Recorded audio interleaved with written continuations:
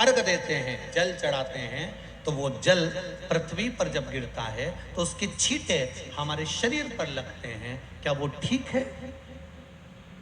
क्या वो श्रेष्ठ है?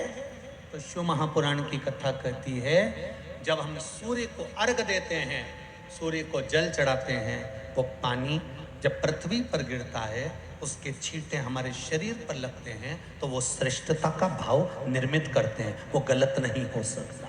कारण अब वो भी समझ लीजिए।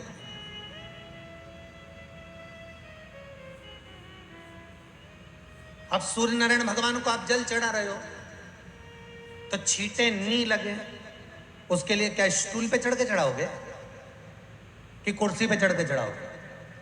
अरे बोलो तो सही। अब कई लोगों के दिमाग में यह बात भरा गई कि हम भगवान को जल चढ़ाते हैं, वो हमारे शरीर में छींटे लगते हैं, जमीन पे से पानी गिरता है, वो हमारे शरीर को छींटे लगते हैं, भगवान को अच्छा नहीं लगता होगा। कौन ने कहा? पहले तो उसको पकड़ के ला।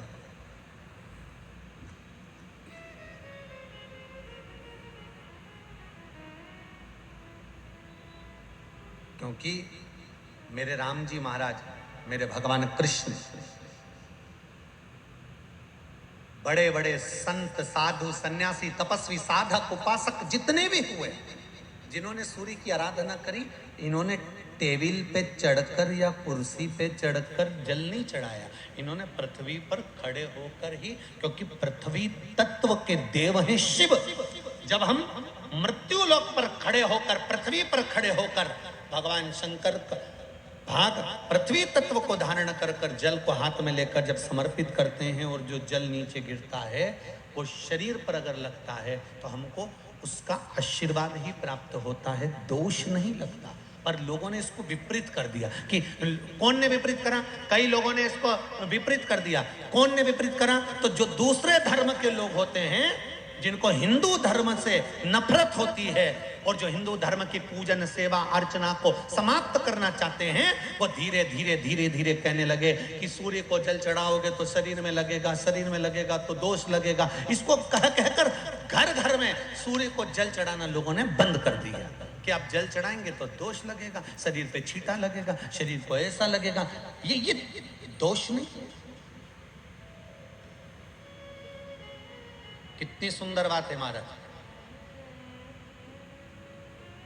सूर्य नारायण भगवान को जब जल चढ़ाया जाता है, हाथ सिर से 8 इंच की दूरी पर होना चाहिए।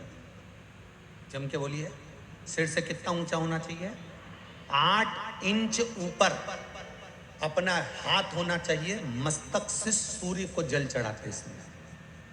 और ना चांदी का, ना स्टील का, ना लोहे का, ना प्लास्टिक का, ना कांच का, ना सोने का कोई बर्तन, ना कांसे का, ना एल्युमिनियम का, ना पीतल का, केवल एक पात्र होना चाहिए, वो है तांबे का। काय का पात्र होना चाहिए? तांबे का पात्र। और सूर्य नारायण भगवान को जब 8 इंच ऊपर तुम्हारा हस्त है, और जब हम सूर्य को जल चढ़ा रहे हैं, कैसे जल चढ़ाना है वो भी समझ लीजिए। अगर कोई कैंसर का मरीज है, जिसके चेस्ट में कैंसर आ गया हो, लेफ्ट में, राइट में कहीं पर कैंसर आ गया हो, या कोई गठान आ गई हो, तो महाराज आप जल चढ़ाते समय उस जल की धार को सूर्य भगवान को जब चढ़ा रहे हो, तो धार आपकी गठान की ओर जाना चाहिए, जिससे सूर्य की किरण उस जल में से आपके उस स्थान पर पड़े, उस जगह पर पड़े जहां पर गठान है। महाराज आप लगातार जल तो चढ़ाना चालू करो, अच्छे अच्छे डॉक्टर फेल हो जाएंगे और कह देंगे गठान ठीक हो गई। आपका लीवर और किडनी गड़बड़ कर रहा है, आप प्रतिदिन, आपका स्वास्थ्य गड़बड़ रहता है, आप प्रतिदिन ये ज्योतिष शास्त्र के अंतर्गत, रत्न शास्त्र के अंतर्गत, ये रत्न शास्त्र, ज्योतिष शास्त्र, रंग शास्त्र जो हमारे यहाँ है, रंगों के हिसाब से ये जितने रत्न होते हैं, माणिक हुआ, सोन, मोती हुआ, नीलम हुआ, मूंगा हुआ, पुखराज हुआ, ये क्यों कहते हैं ये पीला है, ये सफेद है, ये नीला है, ये लाल है, इसको शरीर में क्यों पहनाते हैं? उसका कारण होता है कि जब शरीर में पहनते हैं, सूर्य की किरण उसमें पड़ती है, हमारे शरीर पर वो कलर का इफेक्ट पड़ता है, उस कलर को शरीर पर लगता है, और शरीर पर लगता है तो हमारा शरीर धीरे धीरे, हमारी जो इंद्रियां हैं वो सही होने लगती हैं, काम सही होने लगता है। तो आप कहते हो ना, मैं